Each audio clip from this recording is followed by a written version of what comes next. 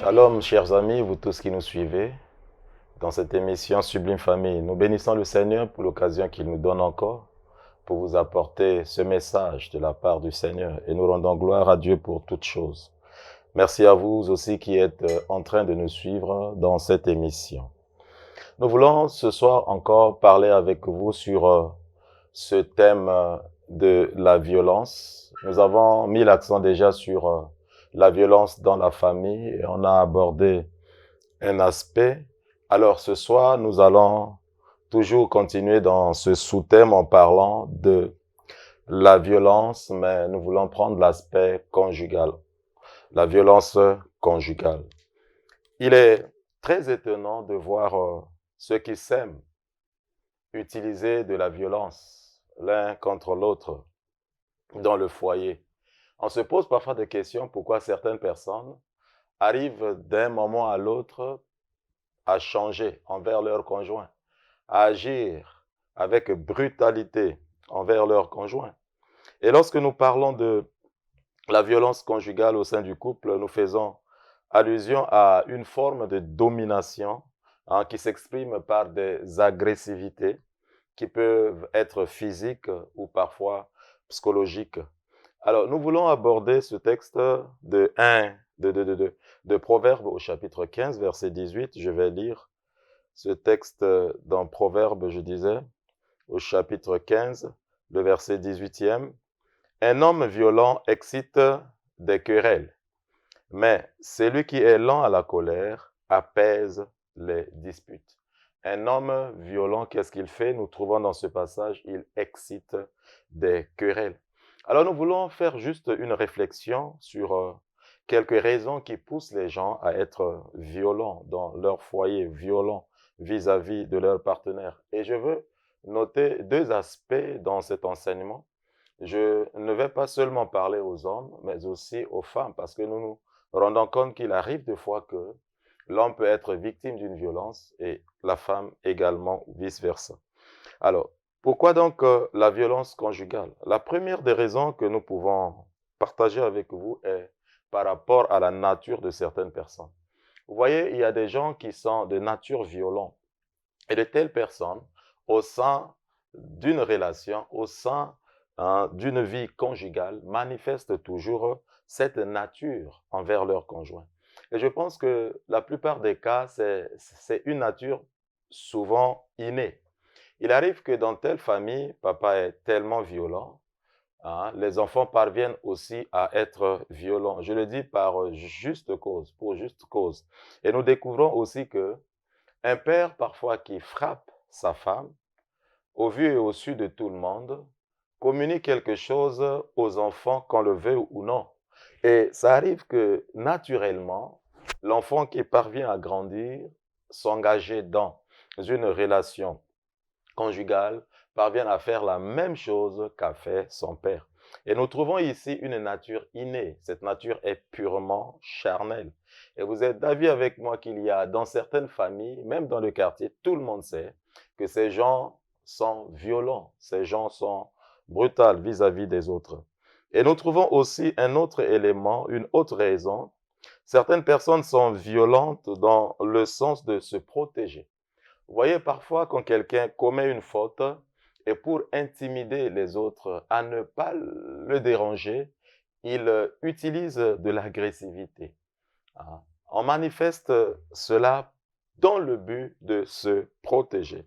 Et ces gens se protègent vis-à-vis des autres. Il en est de même aussi dans des relations. Vous allez vous rendre compte que un homme qui ne veut pas, qui ne veut pas qu'on lui pose beaucoup de questions, va toujours utiliser un certain moyen pour pouvoir intimider sa partenaire. Et dans le but d'empêcher cette personne à continuer à lui poser autant de questions. Donc ces gens veulent se protéger. Ils se protègent par rapport à quelque chose. Ils se protègent parce qu'ils ont commis une faute. Mais pour ne pas se laisser persuader, parfois ils restent dans des attitudes de violence. Ça peut être physique, ça peut aussi être verbal, si nous pouvons le dire. Et face à de telles difficultés, nous découvrons que la violence se manifeste au sein des foyers ou bien dans la relation conjugale. Et la troisième des choses qu'on peut apporter comme raison pour ceux qui manifestent souvent la violence, pour quelle raison? C'est parce que certains utilisent cela comme étant un moyen de faire la justice. Alors, nous voyons que le plus souvent, quand une femme commet une faute et l'homme utilise, il arrive des fois, la violence pour pouvoir euh, faire justice et vice-versa. Vous allez vous rendre compte qu'un homme qui sort, qui rentre, des fois, quand il est en train de parler à la femme réagit d'une manière brutale. Et dans ces échanges, le plus souvent, l'homme qui se voit touché dans son émotion arrive parfois à utiliser sa main pour pouvoir toucher la femme, brutaliser la femme, et dans le but de faire justice. Mais nous savons que la justice est un domaine très particulier où parfois nous croyons faire justice, mais nous sommes condamnés. Et surtout, nous voulons vous faire comprendre que dans des relations conjugales, la violence est strictement interdite par la loi.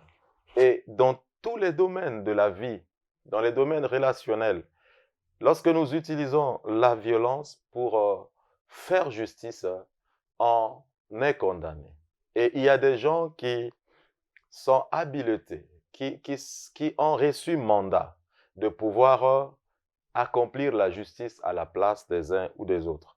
Et nous voulons tout simplement dire que dans des relations conjugales, nous ne devons pas manifester un comportement violent, que ce soit par les regards, que ce soit par la parole, que ce soit par des moyens physiques pour frapper quelqu'un. Nous ne devons carrément pas nous mettre dans ce domaine pour pouvoir faire du mal, pour pouvoir faire de la justice nous-mêmes.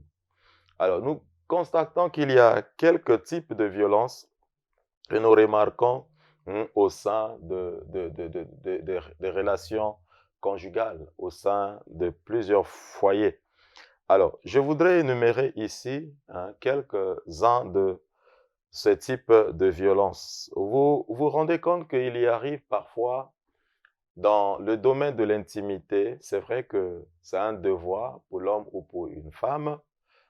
L'acte sexuel est un moyen d'équilibrer, j'allais dire, les relations, mais aussi de faciliter la procréation, de donner également le plaisir soit à l'homme ou la femme. Mais ici, nous faisons souvent un jeu qui n'est pas bon. Par exemple, une femme qui ne veut pas faire de l'amour avec son mari ce soir-là, ou ce matin, ou ce jour-là. Qu'est-ce que l'homme fait? L'homme force la femme pour l'amener dans une relation sexuelle. Alors ici, les deux conjoints ne sont pas en accord. Et la relation, ce n'est pas un acte consenti. Ils n'ont pas consenti cela. Qu'est-ce qu'on fait? Parfois, l'homme intimide la femme par des paroles. Et ceux qui sont aussi violents arrivent à frapper même la femme, dans la plupart des cas. Et je ne vais pas rester dans un cadre légal. Il arrive des fois où nous assistons à des viols. Quelqu'un qui invite une fille, la fille arrive, il passe un petit moment, il n'y a personne, on ferme les portes et on abuse de cette personne. Toute cette manière de faire, forcer le conjoint à faire de l'acte sexuel est un type de viol. Et nous découvrons que dans des relations sexuelles, même si un conjoint a besoin de l'autre, il faut demander, il faut s'accorder, il faut laisser l'autre s'exprimer librement. Alors, vous voyez, quand un conjoint n'est pas prêt, l'autre qui force, vous n'allez pas sentir quelque chose de bon. J'allais dire, vous n'allez pas expérimenter un vrai plaisir. Mais vous allez voir, celui qui a envie ce jour-là va faire quelque chose et prendre plaisir seul. Mais si les deux s'accordent à le faire, vous allez voir, le climat est très agréable. Alors, nous nous rendons compte ici que les gens qui forcent les autres à faire de l'acte sexuel utilisent ici de la violence. Alors, vous voyez, la nature, Jésus nous a dit, ne vous enseigne-t-elle pas? Observez seulement un coq et une poule. Vous allez voir, il y a tout un moment de préparation. Peut-être que le coq va inviter la poule à prendre un insecte qu'il a trouvé quelque part, ou bien un grain d'arachide ou bien du riz. Et vous vous rendez compte qu'il y a une préparation. Dans chaque domaine animal, on se rend compte que rien n'est forcé. Alors imaginez si les animaux créés par Dieu arrivent à se comporter de telle manière, à combien plus forte raison l'homme. L'homme doit être capable de contrôler son désir sexuel au point de ne pas être violent. Alors, je vais aussi parler directement à certains couples dans leur manière de faire de l'amour. Il y a de ceux également qui sont tellement violents dans la manière d'aller avec leur femme.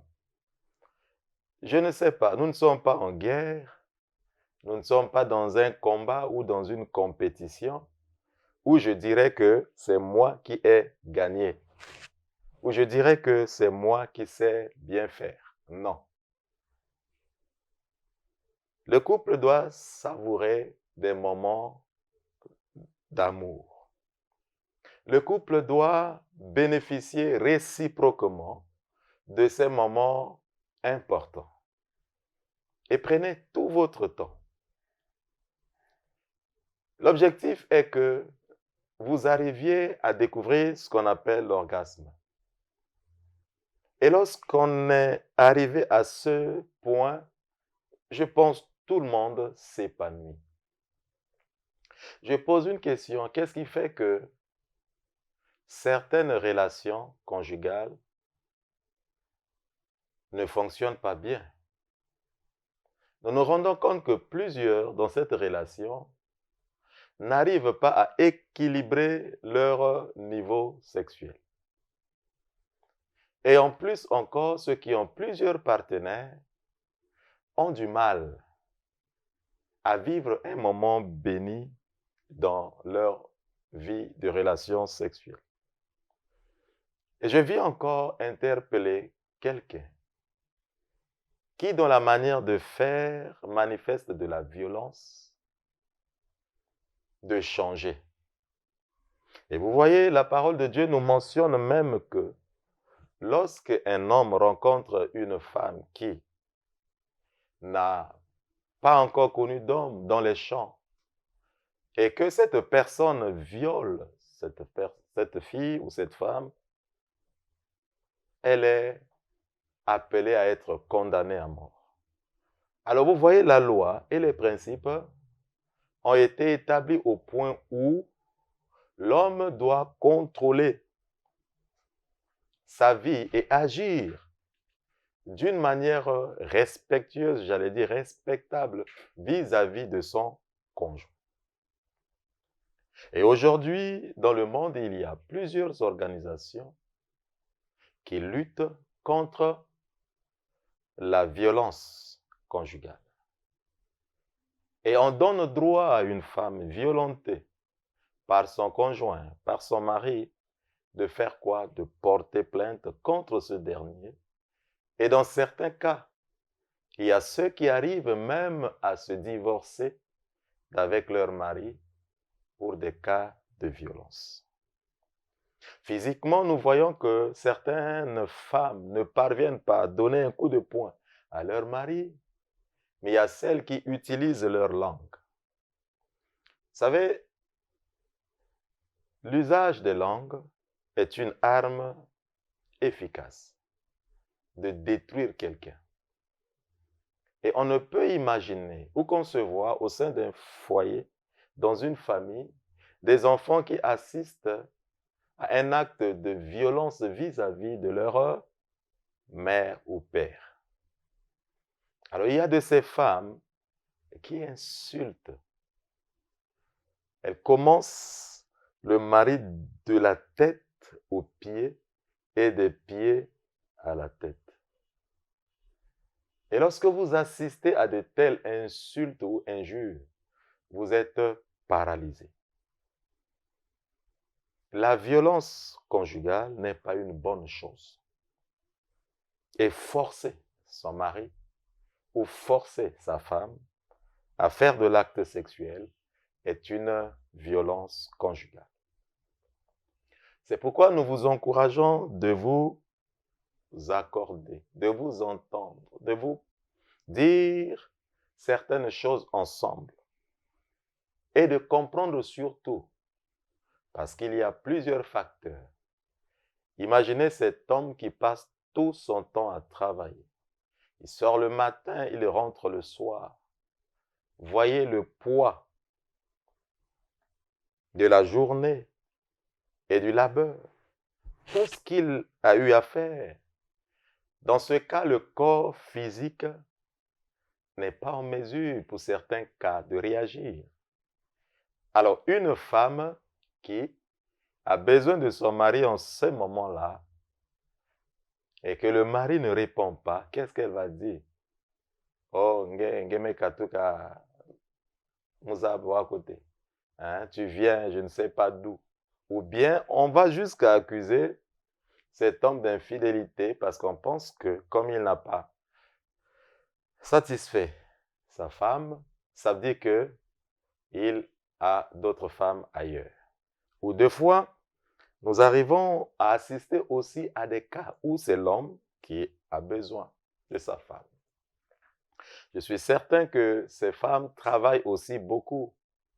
Pour celle qui est à la maison parfois, faire le ménage, faire la cuisine, s'occuper des enfants et tout, arrivé à un moment, elle est fatiguée. Donc le corps ne répond pas aussi. Et ça fait que quand l'homme demande, la femme dit non, je suis fatiguée, je ne me sens pas bien. On en fait aussi un problème au point où deux fois, on s'insulte et on peut aller jusqu'à se battre. Tout cela est une forme de violence. Je le répète, lorsqu'on force le conjoint. La question que je tiens à vous poser, est-ce que dans votre relation, vous êtes de ceux qui vous insultez lorsque l'autre dit « je ne suis pas prêt » ou « je ne suis pas en forme » ? Est-ce que vous pouvez chercher à connaître quelles sont les raisons qui vous poussent à vous battre juste à cause de ce petit plaisir? Est-ce que vous pouvez arriver à échanger ensemble pour comprendre réellement pourquoi donc je n'arrive pas à être prêt pour mon conjoint au moment où il a besoin ou elle a besoin de moi? Et il est important de préparer ces moments. Vous savez, on dit souvent que plusieurs choses qui déséquilibrent le foyer, parmi ces choses, il y a la non-satisfaction sexuelle. Et lorsque certaines femmes ou certains hommes ne sont pas vraiment satisfaits de ce côté-là, ou bien lorsqu'elles se rendent compte qu'on la force, qu'on l'oblige, de ce point-là, la personne arrive parfois à avoir le dégoût du foyer ou des fois à complètement arriver à rejeter son conjoint. Mais nous sommes d'avis qu'il y a certaines choses qui font que l'homme devienne impuissant ou bien la femme frigide. Mais nous croyons dans de tels cas, il faut aussi se rendre effectivement compte qu'on est malade. Nous avons des médecins qui peuvent aider de telles personnes. Nous avons aussi des conseillers spirituels qui peuvent chercher à connaître certaines causes de ce qui font que certaines personnes deviennent frigides ou bien impuissants pour les hommes. Mais nous voulons que ce domaine soit un domaine bien géré et que la femme ne force pas l'homme ou l'homme ne force pas la femme pour arriver à faire de l'acte sexuel. Sinon, ça sera une violence conjugale.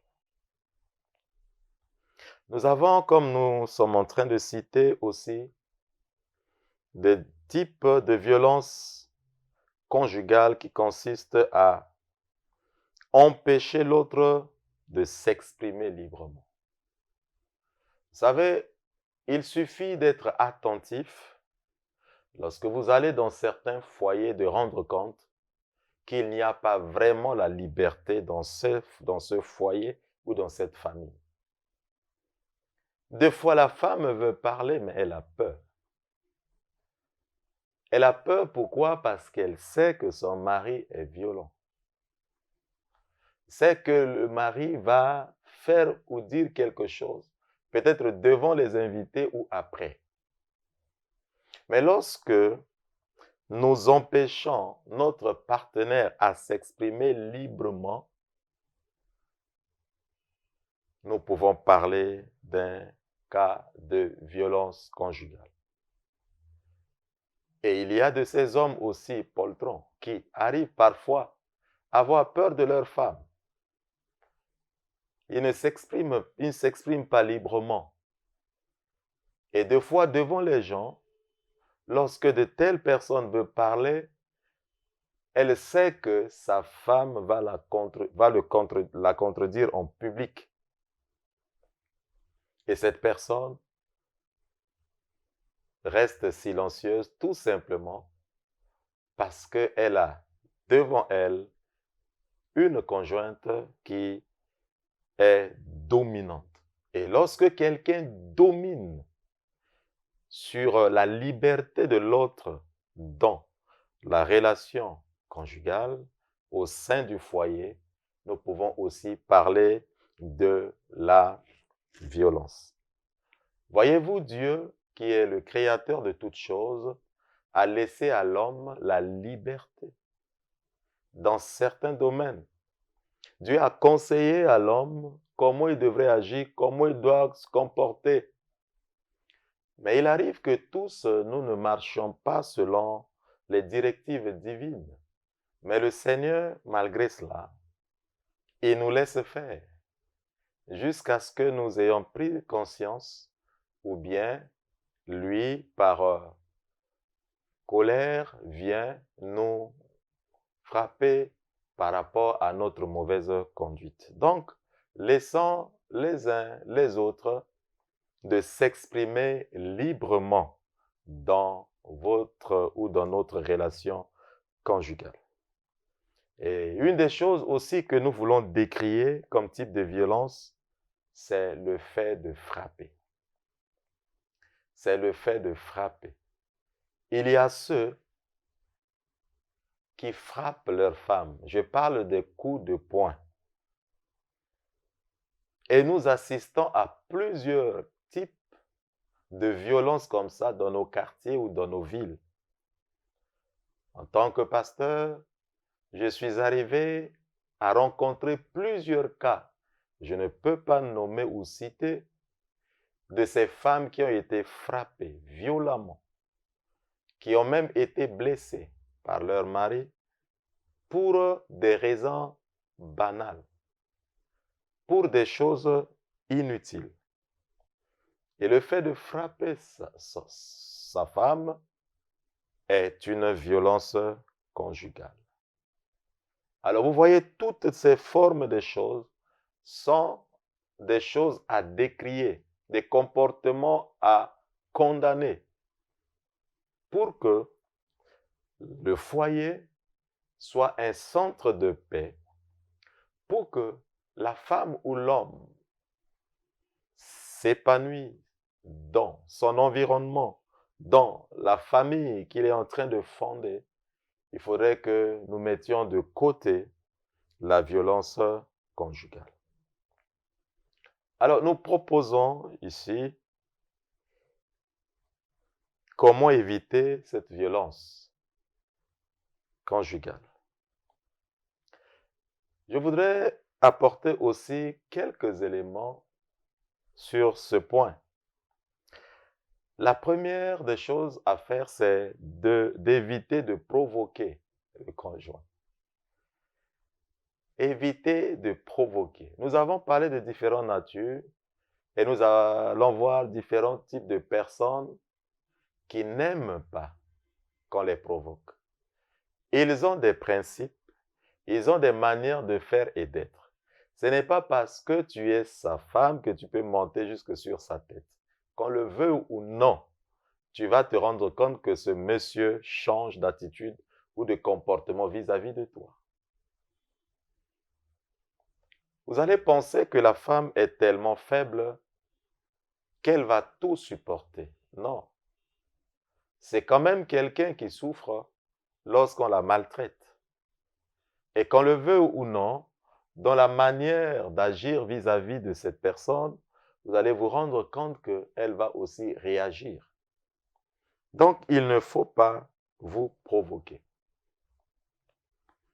Vous pouvez tout simplement éviter la violence conjugale en essayant de ne pas vous provoquer. Comment est-ce qu'on provoque quelqu'un? Il y a des gens parfois qui n'aiment pas la blague. Vous lui faites de la blague. La personne va prendre ça mal. Et il arrive des fois où la personne a ce qu'on appelle des mauvais poils. Vous essayez de le toucher, de lui faire du mal. Vous vous rendez compte qu'elle n'est pas du bonne humeur. Et du coup, elle va réagir d'une autre manière. C'est pourquoi nous devons éviter de provoquer. Il y a aussi ce que j'appelle le développement de la maîtrise de soi. C'est normal qu'on peut essayer de vous provoquer, de dire certaines choses pour une raison quelconque, et cela va vous entraîner dans une forme de violence pour frapper quelqu'un, pour insulter votre femme, ou pour faire quelque chose que vous allez regretter. Mais il est important que nous parvenions à nous maîtriser. Il y a de ces hommes qui connaissent bien leur femme. Lorsque la femme est en train de parler, lui reste là, ne dit rien, croise les bras, regarde, observe. Et je pense que c'est une bonne manière de faire pour cet homme, parce que lorsqu'il parle, vous savez, échanger avec les femmes, ce n'est pas toujours évident. On arrive à perdre la maîtrise de soi. Et du coup, cette personne se tue et ne dit rien. Il y a de ceux aussi, pour éviter certaines situations ou problèmes, se lèvent tranquillement et fait de son pas, se déplace. Je connais de ces femmes aussi qui peuvent poursuivre l'homme tout en parlant dans les rues, tout en criant. Et vous allez vous rendre compte que l'homme aussi veut se défendre, parfois se tourne et gifle sa femme parce que la femme est tellement impolie que l'homme ne pouvait pas se contrôler. Mais cela fait aussi partie de l'éducation. C'est pourquoi j'encourage les parents à enseigner leurs enfants, à enseigner les filles, surtout comment parler à leur mari. Et n'oubliez pas, c'est vrai, la Bible dit que le mari est le chef de la femme. Alors, traiter un chef d'une mauvaise manière, vous allez vous rendre compte qu'il va utiliser son pouvoir de la chefferie. Et nous demandons vraiment qu'on parvienne à se maîtriser.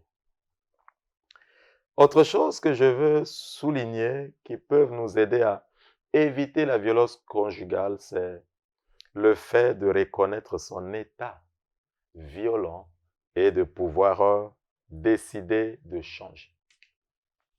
Il y a des gens qui agissent naturellement, comme je dis, sans se rendre compte qu'ils sont violents.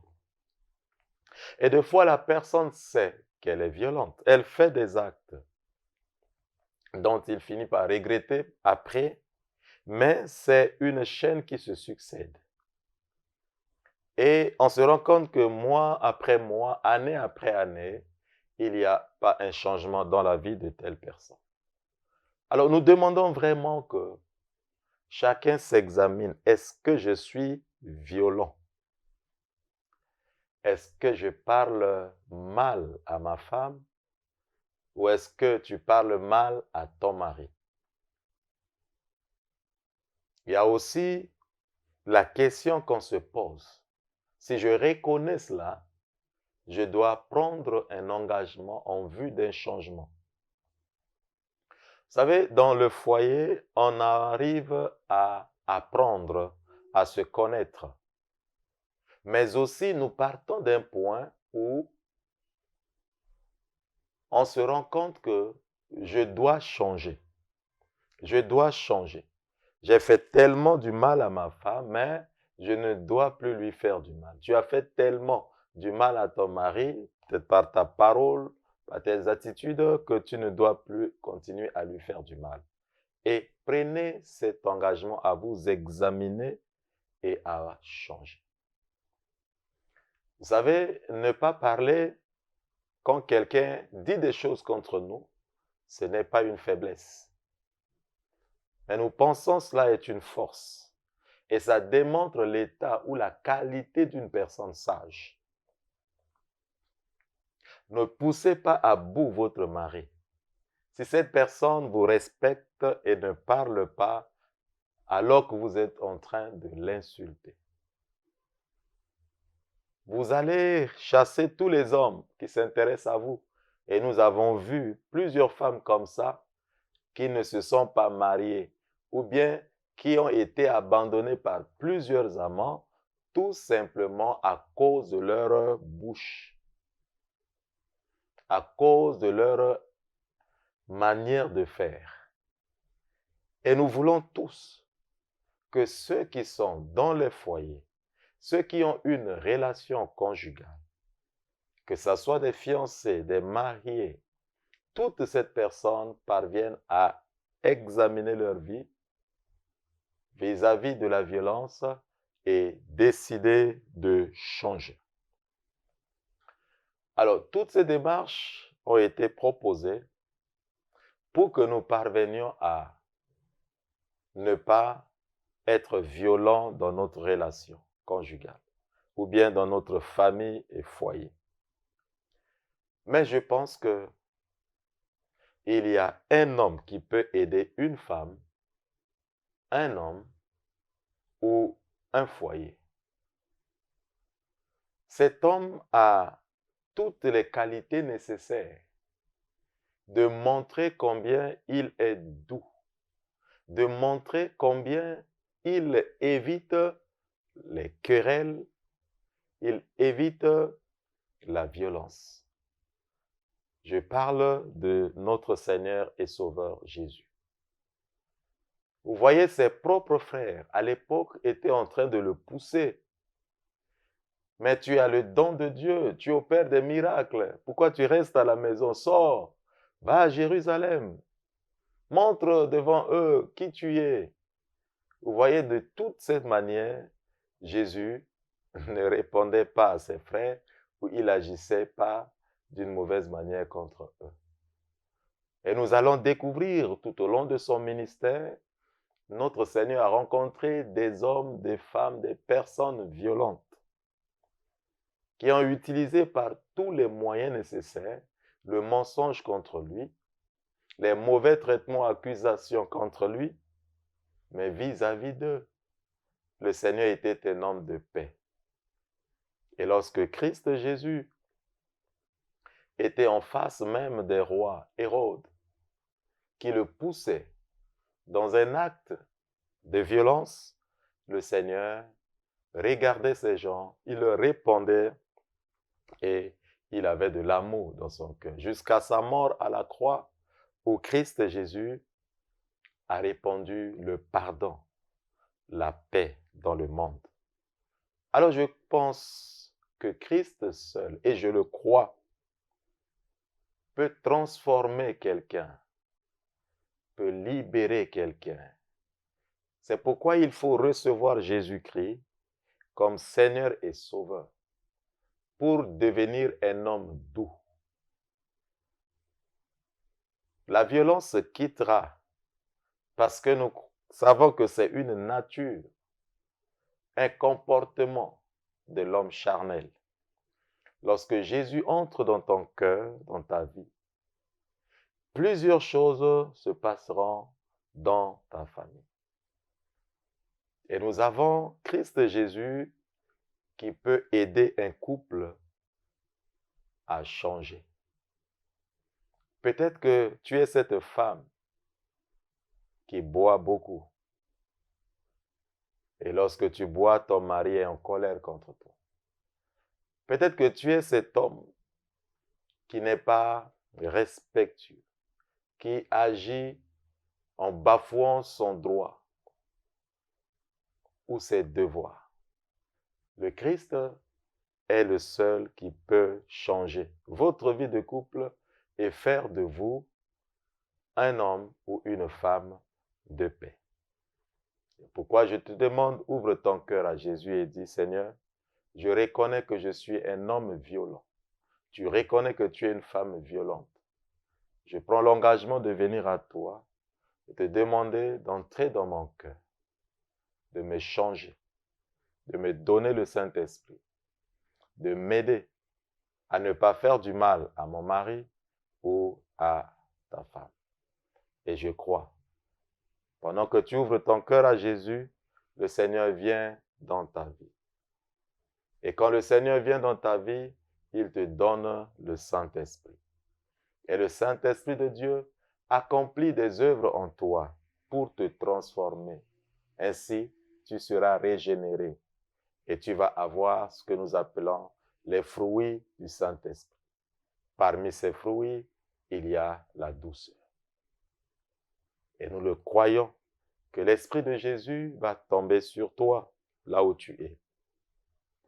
C'est la raison pour laquelle je voudrais encore dire à quelqu'un, avant de finir, efforcez-vous à manifester un bon comportement envers votre partenaire et évitez toute parole susceptible d'entraîner la violence conjugale. Je voudrais déclarer une prière pour une femme qui a tellement été maltraitée par son mari. Peut-être qu'avec toute cette violence, tu n'as plus le cœur à ton mari, ni dans ton foyer. Et tu es prêt même à t'en aller, à te séparer. Peut-être qu'il y a celui-là aussi, qui aujourd'hui n'est plus sur le lit conjugal avec son mari. Tu dors au salon parce que cet homme a fait autant du mal. Et tu décides, à cause de cette violence, de t'en aller. Mais ce soir, le Seigneur te dit, ne pars pas d'abord. Et le Seigneur va agir dans ton foyer, dans ton couple. Il est capable de changer ton mari, de changer ta femme. Quels que soient les problèmes liés à la violence que tu rencontres dans ta maison ce soir, nous voulons prier. Seigneur Dieu de gloire, Père, tu es celui qui a instruit toutes choses et qui a fondé le foyer. Tu as permis que cet homme et cette femme se sont rencontrés. Mais ils ont découvert, Seigneur, des comportements violents d'un ou de l'autre. Mais je sais, Seigneur, ta volonté est de les changer, de les transformer. C'est pourquoi, au nom de Jésus, je prie que ta main soit sur leur couple.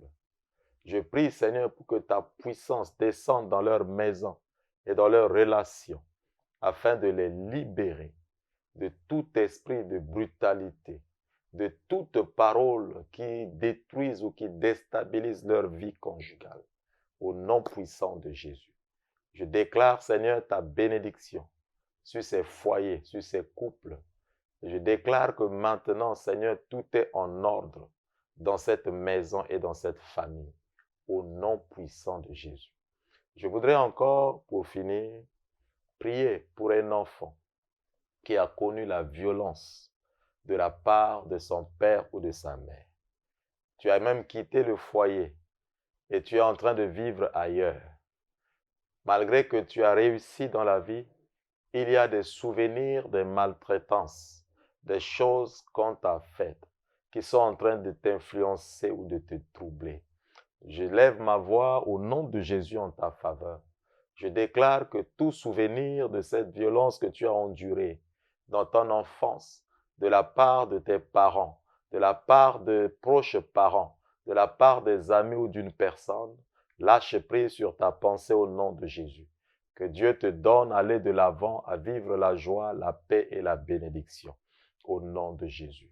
Alors je veux encore élever ma voix, cette fois-ci pour des femmes, pour des filles.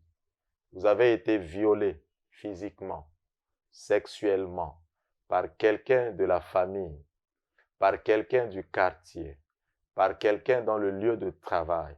Peut-être ça a été un professeur, ça a été un chef auprès de qui tu as placé la confiance, qui est arrivé à te faire du mal. Et pendant que je suis en train de parler, je vois même des brigands qui se sont levés un jour, qui ont visité des maisons, là où ils ont visité des femmes. Vous êtes en train de pleurer, de vous lamenter. Je sais que la faute a été commise, mais je sais aussi que le Seigneur un jour fera justice pour vous. Mais mon vœu est que vous soyez totalement libérés de ces mauvais souvenirs de violence. Peut-être c'est votre père qui vous a violé. Peut-être c'est un proche parent qui vous a violé. Peut-être c'est quelqu'un dans le quartier, un brigand qui vous a violé. Maintenant, au nom de Jésus, je demande que vous soyez totalement guéris dans votre âme. Au nom de Jésus, je demande que les mauvais souvenirs de ces choses vous soient ôtés. Au nom de Jésus, je demande que votre pensée soit pure et que le Seigneur étende la main sur vous. Maintenant, vivez la joie et la paix à partir de ce soir et allez de l'avant.